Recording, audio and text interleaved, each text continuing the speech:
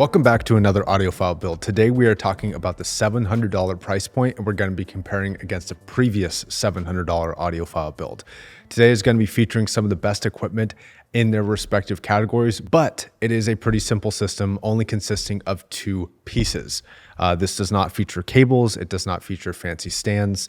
This is just for showcasing unless you wanted to add it on. But to hit that $700 price point, it's just going to be the headphone and the amplifier. And that is, of course, going to be the Hifiman XS and the DX3 Pro Plus from Topping. Now, as always, we're going to be going over the pros and the cons of the system. I'm going to be giving you some options where you can do a little bit better and where you can save some money. And like I said, we're going to be comparing against a previous audiophile system build in the past. So the Hifiman XS comes in at $500, which is a very steep price tag for a headphone.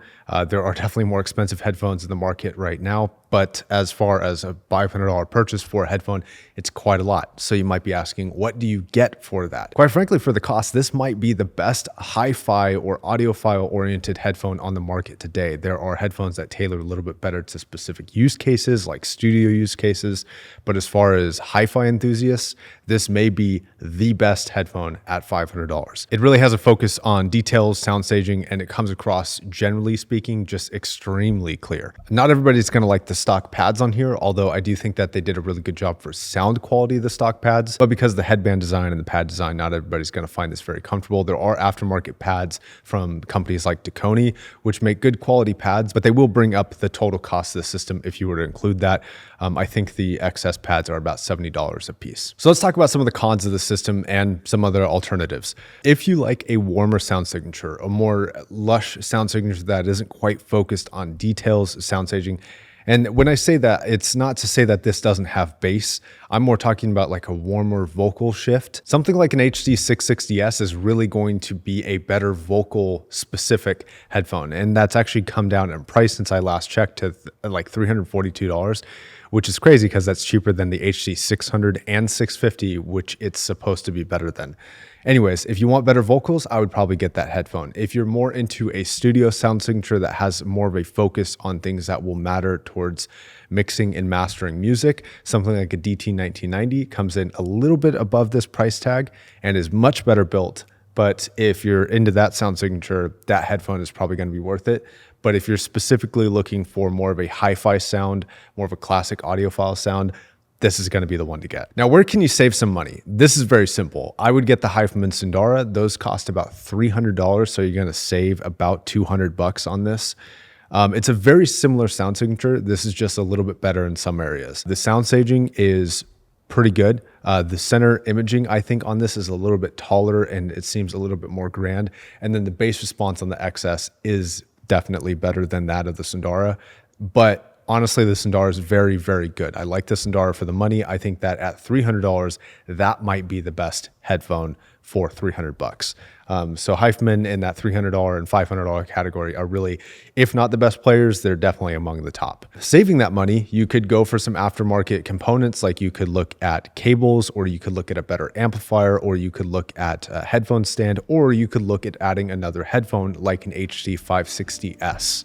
That's going to be about $200. It's going to give you a different sound signature than that Sundara. It might be fun to play around with having two headphones versus one really, really good one.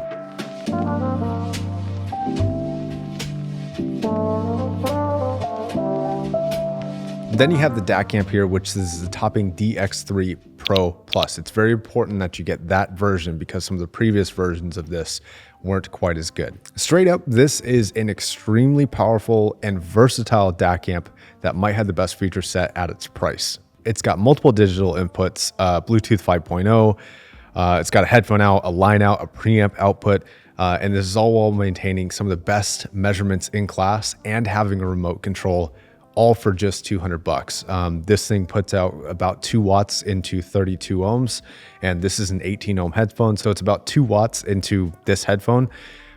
This is a very, very, very impressive amplifier, and as far as I'm able to tell, this is like literally the best, all things considered, amplifier for $200 right now. So as far as doing any better than this, I don't know unless you go into like a tube sound. As far as the solid state sound, this might be the best DAC amp right now for this price for sound quality, but there are areas where you can still save money. Something like the Shitfulla E is going to cost about half this price, but it doesn't quite produce the same level of sound quality or power output and doesn't have all the features that this has. So you sacrifice things like Bluetooth, you sacrifice things like a remote, but because this headphone is relatively efficient, it's low impedance, but relatively insensitive for its sensitivity ranking. I think it's 92 or 93 dB per milliwatt, which is relatively on the low end. You're still going to want an amplifier with this, but even though the Shitfulla E doesn't produce the most amount of power, I think it's still plenty to power this headphone. Now, the reason why we're not upgrading cables is because this is not a balanced system. This really isn't anything special. It doesn't have a unique 4.4 millimeter output or an XLR output. So even though this comes with a pretty generic 3.5 millimeter cable for the XS, and honestly, for a $500 headphone, this should probably be a bit better. For sound quality, you're not really going to see any improvements in my opinion with going with a nicer cable.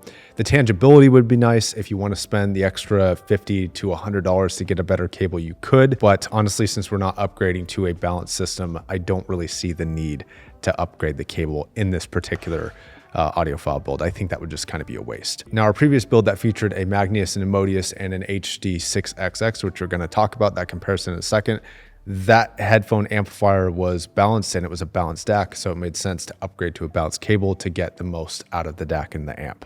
But in this system, don't think it's necessary. So this puts us directly, literally on the dot at a $700 price category. And there was a build a year and a half ago that I did that landed exactly at $700 as well. That has changed a little bit because some of the components have now cost a little bit more, and I actually think that the DAC is not available anymore, or just you're on hold to buy it. That again featured a Magnus and Modius stack. It also featured some aftermarket XLR cables to connect the DAC and the amp, and it featured a XLR headphone cable from Periapt into the 6XX. That system is honestly great. I love that system. I like this system as well, but that system I think had a couple of small issues. Now, the point of these audiophile builds is to call out potentials for systems, not necessarily the best system at every price category. And it's also to go over some of the pros and the cons of those systems. That one, from my own opinion, had a imbalance in terms of where you were spending your money. So you had a $200 headphone, which is now $280, which is outrageous in my opinion, and $400 worth of DAC and amplification. Now, I typically don't recommend splitting your money that way. I would usually recommend spending a lot more of your budget on the headphone and a lot less on the DAC and the amplifier like I've done in this system, mostly because the headphones are going to make the biggest difference. Same with your speakers in your room. They're going to matter more than your amplification and your DAC. Don't believe the audiophiles who tell you otherwise. Those will literally make the biggest difference if you switch this headphone to a different one. Now, even though the systems are two equivalent price tags, I think that this system sounds better because of this headphone, right? Because this headphone is a better technical headphone than the 6XX. The 6XX is a great mid-range headphone. It's one of the most unique sounding headphones if you're considering the whole HD6 line to be kind of the same. Those have a sound signature for the mid-range that I don't think is replaced by anything yet. There are things that hint at it, but there's nothing that directly replaces it in my opinion. So they are unique for that category.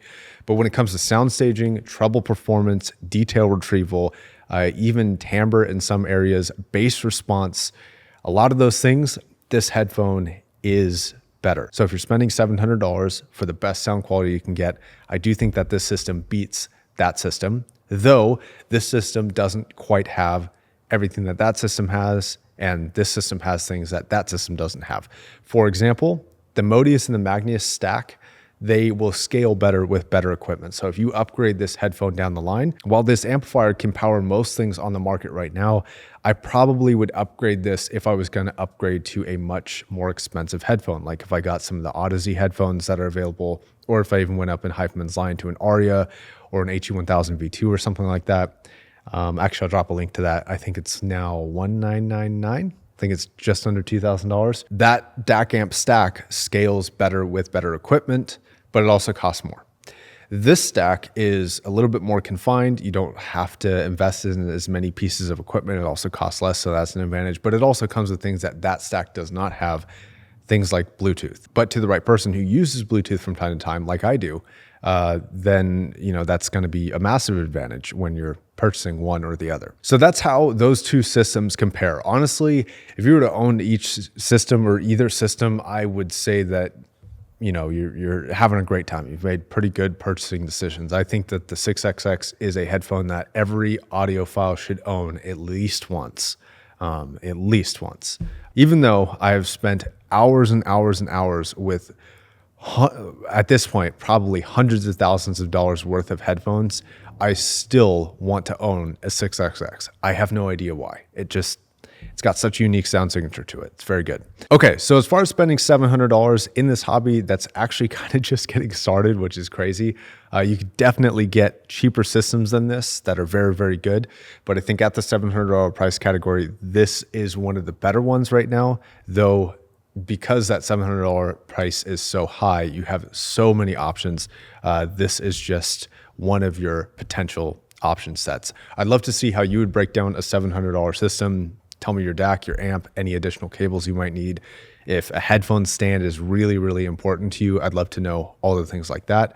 I'd also love to know how you do your split in terms of this is $500 for the headphone and this is $200 for the DAC amp. Would you split that evenly? Would you go back with the previous system where it's like 400 and 200? Personally, when I'm buying a system, whether it's a headphone system or a speaker system, this tends to be my split. I tend to go for whatever is going to make the biggest difference, being the speakers or the headphones.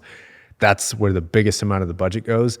And then I start investing in the rest of the gear. But I'd love to know what you guys think down below. Real quick before I go, I would also love if you could hit that subscribe and like button, leave a comment down below, even if it's not one of the questions that I asked.